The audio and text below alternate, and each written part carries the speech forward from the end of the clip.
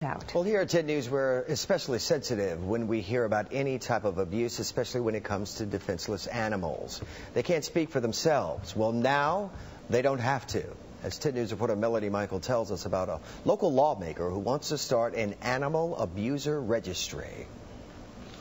No one will ever forget the story of Dexter, the kitten who was beaten to death, detectives say, at a Hernando County park by a mother and her children.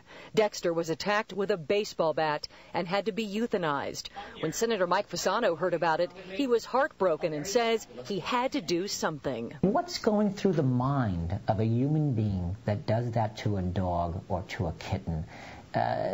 No sane person would allow something like that to continue. Senator Fasano began working on what he calls Dexter's Law, where people convicted of animal abuse would have to register online, much like a sex offender. The idea is to protect animals from abusers. The senator says his adopted dog, Callie, is his inspiration, along with Dexter. It's kind of sad that you have to do something like this and unfortunate, but you do have these, as I call them, sick individuals out there that torment, abuse, and in this case, murder animals that can't defend themselves.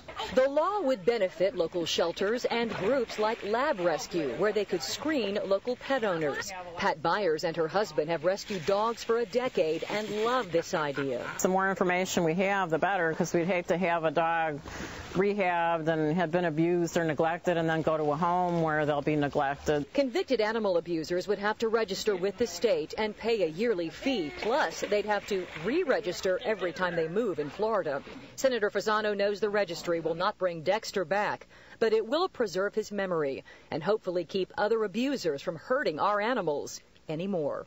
In Newport Richey, Melanie Michael, 10 News. New York State has already passed a law similar to this one and will implement it in 6 months. And by the way, we want to let you know that the criminal charges are still pending in the recent animal abuse case of Socks the dog, where a puppy's snout was wrapped shut with a rubber band.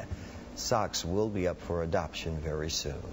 10 News has learned the State Ethics Commission is going to look into allegations against State Senator Jim Norman and his relationship with a political contributor and influence peddler. 10 News investigator Mike Deason is here with the story you'll see only on 10. Mike?